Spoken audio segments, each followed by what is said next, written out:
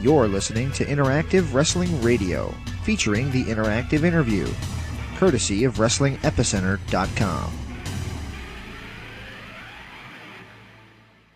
And welcome back to 3 Count Wrestling. This is Bill Farmer with Chris Furguson, and we have a very, very special guest with us this afternoon, Jerry the King Lawler. How you doing, King? Doing really well. How are you guys? Doing all right, sir. Yeah, once again, this is an honor, privilege, and pleasure to talk to someone who is I consider one of the great masters of pro wrestling. Ooh, one of the great masters.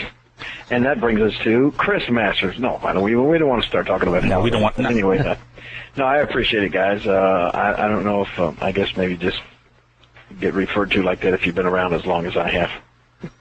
No, I mean, all due respect, you have earned, to be called a legend. I mean, you are a living legend of professional wrestling. It's it's how I'm being totally honest here. He's the king for a reason. Well, I appreciate the kind words. Anytime, Mr. Lawler. Chris, you want to go with the first question? Yeah, you guys got some questions? Okay. Definitely. Definitely. I guess the first question we have is that your old stomping grounds, the Mid-South Coliseum, is closing down. We hear at the end of the year, and it has many fond memories for many of your fans. I just wanted to know what your feelings were towards the eventual closing of such an esteemed arena in the world of professional wrestling. Well, it really is a sad situation as far as I'm concerned, because it's a building that still has a lot of usefulness and would still have a lot of years left in it. But our city here in Memphis, it's just sadly we have such bad leadership here with our politicians. It's so funny that we start talking about that. I'm just sitting here watching breaking news. 3 of our city council people just got arrested today by the FBI. 3 city councilmen got arrested by the FBI for taking bribes, and that's a big breaking news story here. Our city's run by just like a bunch of crooks, and it's a shame. And what happened was everybody thought the Coliseum was a very nice 12,000 seat arena that was had really served the city well. Then some shyster came into town and convinced, or probably paid off or took bribes, or I don't know how they got done, but anyway, the guy's not even alive anymore, but this guy came into town and talked the city into somehow building this big, huge pyramid down on the Mississippi River. And it got built. The city still owes like, I don't know, $12 or $15 million on it, and it's already closed and shut down, and they're talking about making it into the world's largest Bass Pro Shop. It's like a joke. And so then from there, they built this big FedEx Forum, because the pyramid that seated 20,000 people was not nice enough. So, or actually, I guess the new basketball team that came into town couldn't get the concession rights in the pyramid, so they said, that building's no good. We can't bring basketball here unless you build us a whole new arena. So in the process, they built another $25 million or $200 million arena now. And what happens is that leaves no money for the Coliseum. And the only thing the Coliseum needs is a few little minor upgrades to make it like wheelchair accessible for everybody, or the American with Handicaps Act or something like that. Anyway, that's all it needs, is a little bit of refurbishing, and it would be fine, because everything doesn't need a 20,000 seat arena. Every event that comes to this town, there's still room for a 10,000 seat arena, but they just won't put any money into it. So, like you said, unfortunately, January the 1st or December 31st, they're going to shut the doors of the Mid-South Coliseum, and they're not going to tear it down or anything. It's just going to sit there empty. It's just ridiculous, and it's sad, because a lot of memories there. And as a matter of fact, we're working right now with the Coliseum. We're hoping to put a show in there the week after Christmas and do like a legend show, and have wrestling fittingly be the last event at the Coliseum. Now, you were talking about them closing down and how much money it would take, because it needs small upgrades and things like that. I'm from the Metro Detroit area. Sylvester Stallone is doing a thing with Kronk's Gym in Detroit, very famous boxing gym. Did you ever think about doing any benefit shows for the Mid-South Coliseum or anything of that nature? Well, the city is saying that it would take like $12 million to bring it up to standards, but the people closer to the Coliseum say it would take as little as $3 million, which is really not, that much money. And yeah, I would be, I don't know how we'd go about organizing something like that, but yeah, a telethon or any sort of thing to try to help raise money, because I believe the majority of people in Memphis would like to see the Coliseum remain open. I had one city official tell me that they would probably sell the Coliseum to me, or to anyone that wanted to buy it for like $1. And, wow. Unfortunately, the upkeep or the running expenses run about $400,000 a month.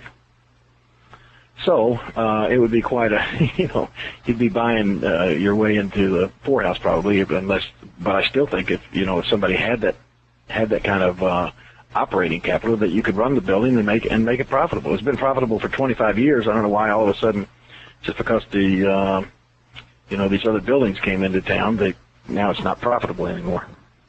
Now, you talked about the city officials and how corrupt they are and everything, and we know you ran for mayor in 1999. Now, would you have retired from wrestling if you'd won the election? Well, I'm sure I would have had to, yeah. And that's, actually when I got into the election, it was more or less for like a publicity stunt, but the longer I was in it, the more serious it became, and the closer it got to the election, all of a sudden I was thinking, my gosh, I could wake up tomorrow and be the mayor of the 18th largest city in the United States, So it got a little scary, but yeah, I don't think you would have had time to juggle both careers, Oh yeah. Is politics still in your future? No, I don't think so. I think I've seen enough, from being on the inside a little bit in that race and to see what's going on around the town now. It's just, it's like the old movie Mr. Smith Goes to Washington. I don't think any one person can really change things. I think the whole system is so out of whack and so corrupt that that any just one person is not going to be able to make a big difference. So far gone. Well, okay. Well, we don't have a whole lot of time with you, so if we could get into something a little bit more positive and talk about. That's fine. Okay. Well, there is one thing that we at 3CW we at 3CW share with you, and that is an almost insane love of the divas. With Trish Stratus, Lita, and Stacy Keibler now gone from the WWE, which of the divas do you think will be the next big one? Oh, that's a good question. I don't know, but you know what? Yeah, he didn't really. It doesn't. Probably a lot of people just didn't stop to think about that. But those were probably the three most prominent, the three main divas that they've had in the WWE for the last 4 or 5 years. Mm-hmm. Now you're right; they're all gone. Trish Stratus, Lita, Stacy Keibler are all no longer with the WWE, and that leaves just kind of a group of young ladies that haven't had much exposure, haven't had much ring time, and I think it's going to be it's going to be a toss-up of who wants it the most, who steps up and gets out there and performs the best. I guess there's just who is left there. We got Tori Wilson, of course, and Maria. Victoria. Candice Michelle, Victoria. Victoria, I would say probably right now, if you talk about in-ring ability and skills and that sort of thing, probably Victoria is the head of the class as far as that goes, maybe followed by Mickie James. And it just depends on what, they want out of the diva, the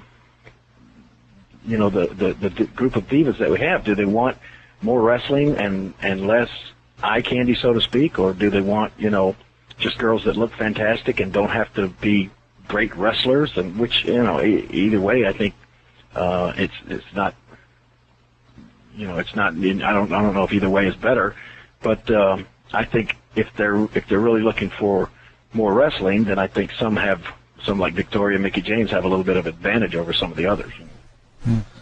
Now we're getting towards the end of the year here, King. Coming up on a couple pay-per-views here. What do you think was the match of 2006? Oh, my goodness. It's really so hard to pull one match out of there because when you call as many matches as JR and I do, and pay-per-views and Raws and everything, it's really, I guess it's just human nature, but it has a tendency to all become just like a big blur. I mean, it's hard to pick out. I don't know. It's hard to pick out anything that any one match, so to speak, that just jumps out right at this particular time. Probably if I sat down and started looking at and going over each individual pay-per-view or something like that, I could then narrow it down to one. But I'm telling you, right now, like what would you guys give me a couple of 3 suggestions, and I'll see if that jogs my memory. The Money in the Bank match. The what? Money in the Bank match from WrestleMania. That's one of the first ones that popped into my head. What do you think, Chris? Triple H, John Cena. Triple H, Cena, yep. Mm. Chris Benoit, JBL at WrestleMania. Yeah, that wouldn't have been one of my match of the year.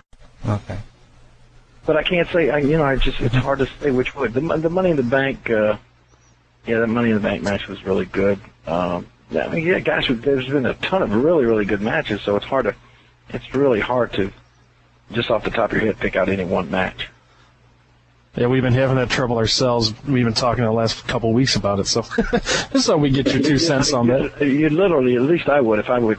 I mean, I think I could take the time and sit down and almost, with a list of the matches, and go over and write down grades as I went along, and then come back and look at it all, and it would take a while, but I think I could, put together a top 10 list or something like that, but it wouldn't be something I could just do off the top of my head. Now I have to ask this question, and this is a little bit tongue-in-cheek, but has there ever been a point when you're doing your color commentary on Raw that you just wanted to go into the ring, slap 2 kids who don't know what they're doing, and just scream out, "This is how you're supposed to do it"?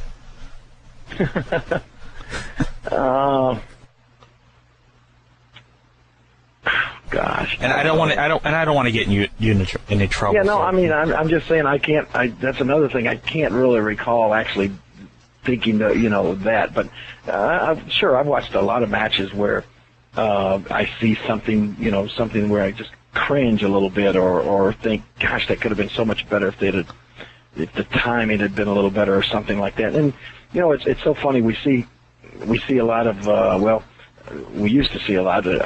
I'll explain something about the internet and people that are on the internet that talk about wrestling on the internet. For a long time, the people in the WWE and the people and this went back to WCW and everything, they really followed and really took into consideration what the internet fans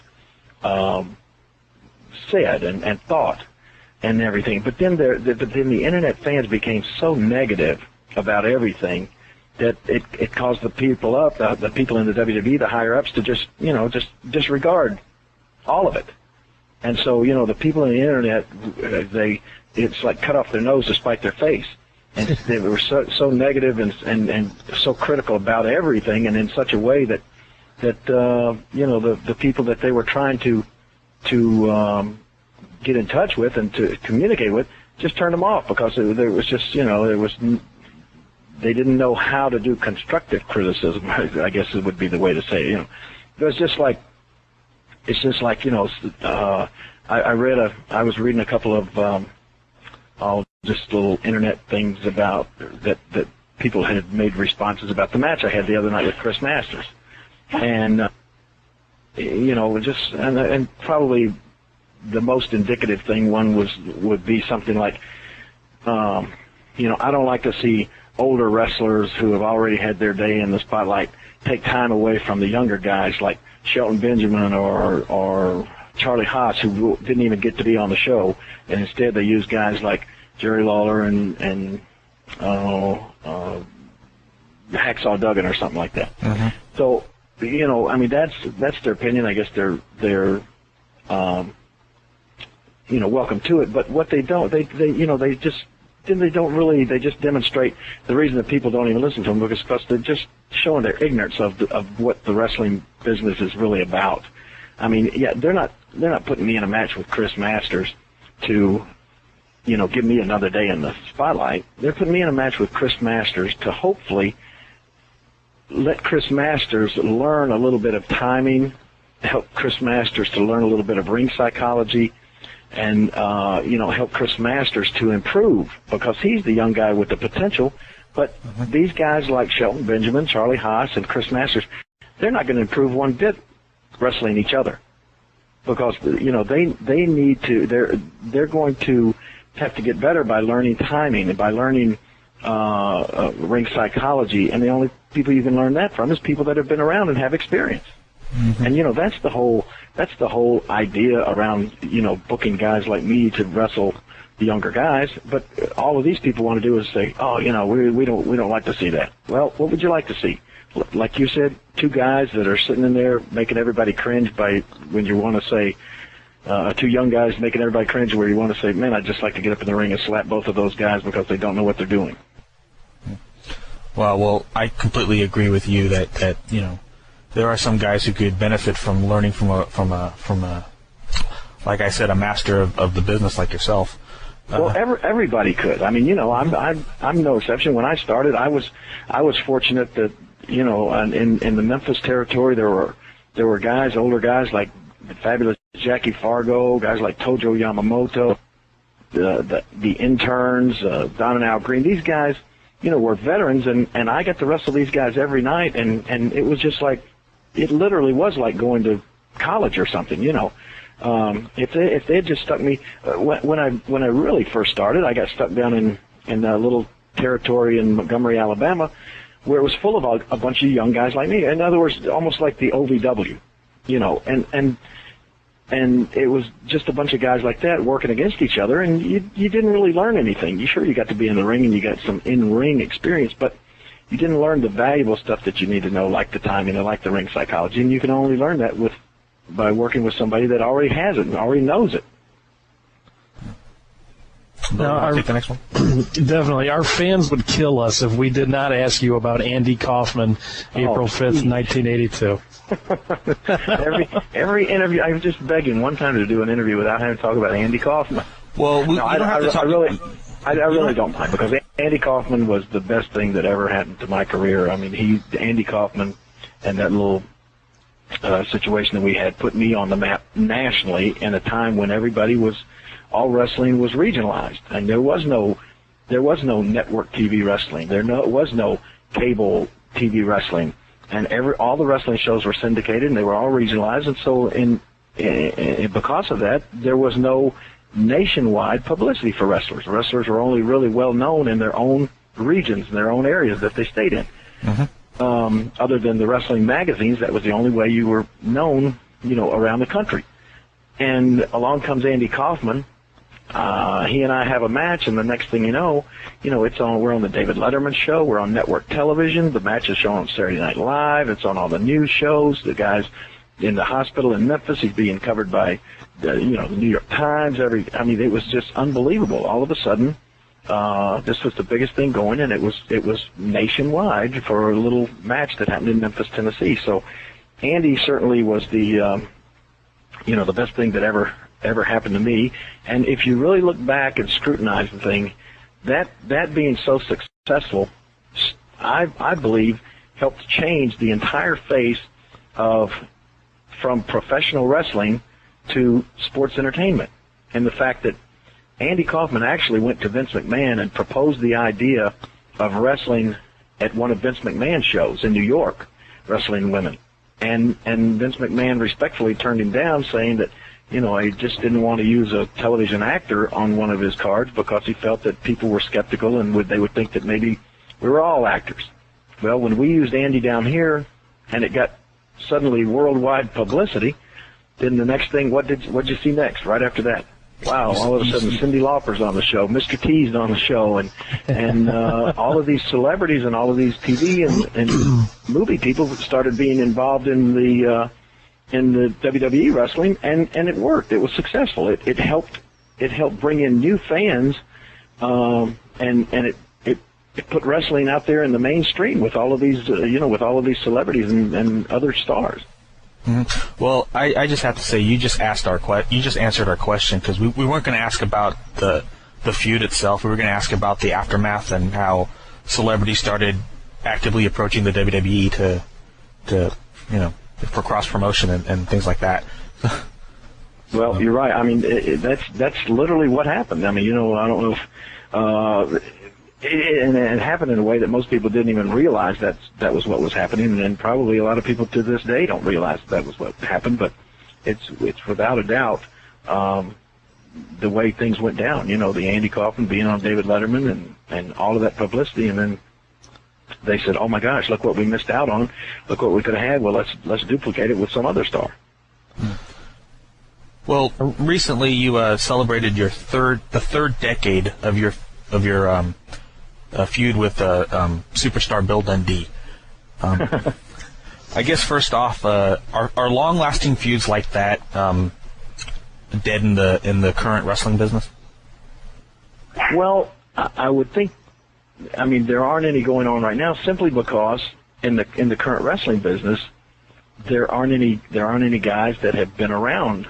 I mean, Bill and I just have happened and luckily had that kind of longevity. If you look around, there aren't many guys that last in the wrestling business for 30+ years.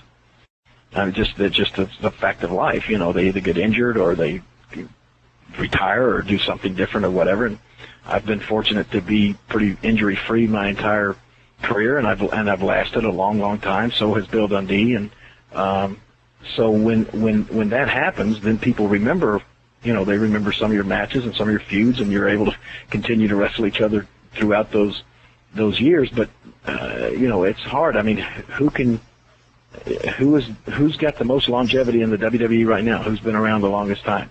You can say Hulk Hogan to some extent, and yeah, you can look back. I mean, if they brought Hulk in for a pay-per-view, they could literally pretty much put Hulk against anybody that he's wrestled in the past, and the people would remember it. And they could say, "Oh man, this feud has lasted 20 years or whatever." But other than that, there just isn't anybody around that has stayed that long in the WWE. So it's tough to have that kind of long range feud. Out of all the feuds that you've had, other than Bill Dundee, what's your favorite? What's your most memorable? Oh gosh. Of course, the Andy Kaufman feud was probably the best and most memorable.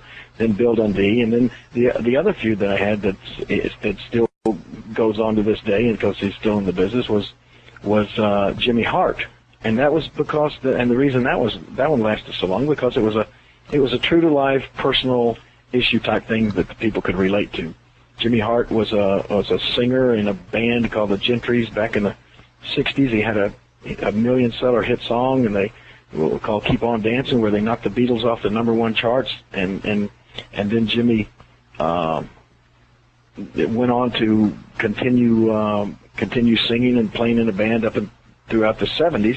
And then I met him one time and thought he'd be a great manager in the wrestling business, so I brought him into wrestling, took him as my manager, and he started doing real well. And not long after that, I was playing in a football game at my old high school and got a broken leg and was out of action for almost a year. And during that time, Jimmy made sure he went to the promoters and said, just because he's got a broken leg, don't count me out. It's like a racehorse. When you break his leg, you got to replace him. So they put other wrestlers with Jimmy, and then finally a year later, when I was able to come back, there was just that natural feud. He deserted his best friend in the time of need, and so for years and years and years, we were able to.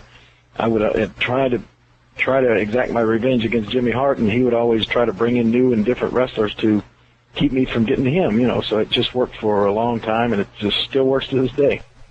Well, speaking of Jimmy Hart, I actually used to own a copy of the Wimp Busters. And really? Yeah. And I have a couple of your songs from your album, The Other King. And I guess the question is, well, is there another? That's one of the ways I first met Jimmy Hart. Was the first record that I ever worked on is on that CD. It's called Bad News, And this guy in Memphis taught me to go into the studio. He said, come on, I'll surround you with a bunch of good musicians. I said, I don't know anything about singing. I can't sing. And he said, look, we'll just get a song that you pretty much talk your way through, and we'll get some other singers and musicians, and we'll surround you with all these great people here in Memphis, and it'll turn out good. And one of the people that they brought in for the session was Jimmy Hart. And I told him, because we had originally gone to the same high school together, but we didn't know each other at that time. He's 4 years older than me, and I just,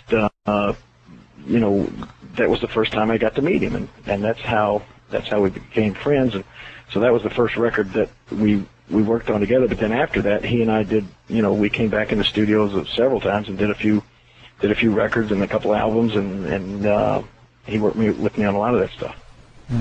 Well, I guess the question I had for you actually was, is there another album in your future? It's funny that you mentioned that. We actually, I did three albums. One of them mostly with Jimmy Hart and the Gentrys, and the other one with a good friend of mine named Tom Nunnery, and he had a group. It consisted of him and two brothers, and the guy that's now the drummer for Jerry Lee Lewis, named Robert Hall. Anyway, the Nunnery Brothers Band is what they were calling, and I've just really been talking with Tom lately. As a matter of fact, he's working on a couple of tracks right now about going in and doing some songs that would be, I don't know, like not in the, I don't know, who's I'm trying to think of the guy's name that sort of did the novelty type songs, that not going out there and trying to make a serious hit record with singing wise, but just, sort of some novelty fun type songs like Little Red Riding Hood or something like that, some remakes on some of the more fun songs that so we're talking about maybe going to the studio and doing something like that. We'll look forward to that. Well, I just think nowadays, you could do some really good videos and things like that with songs that we didn't do before that would really be entertaining, Perfect medium to do it on Monday Night Raw, too. Exactly. Well, we got one final question for you, King, and we appreciate your time very much. But I have my WrestleMania tickets. Yeah. I was going to challenge you to a match at WrestleMania 23, and since we're both broadcasters, I wanted to make it a microphone and a pole match. What do you say? Oh, really? Well, you already have tickets? How many tickets you got? 3. 3 tickets. What section are they in? I am in section about 23 rows up from the entrance ramp. Oh, okay. Well, I'll get my binoculars out when I'm down at ringside and look up there, way up there, and see if I can see you. And if I can, then you watch, and I'll try to motion you down to the ring there, and we'll have our little match. And then, what do you want, a microphone on a pole? Yeah, that's right. Whoever gets the microphone first can use it and cut a vicious promo on the other one. Okay. Well, that sounds like a great idea. I'll enjoy that match. But after I get the microphone, and I will get the microphone, and after I cut that vicious promo on you, I'm going to do something with that microphone that you won't enjoy. So you might want to reconsider whether you want to have that match or not. As long as you have Dr. Heine on speed dial. No, you're the one who's going to need Dr. Heine on speed dial. We'll see about that, King. All right, guys. Thank you very much for tuning in to 3 Count Wrestling, and our big thanks to Jerry the King Lawler, one of the best guests I think we've had on here. Thank you very much, King. We appreciate your time. Okay, guys. Nice talking to you. Nice talking to you, too.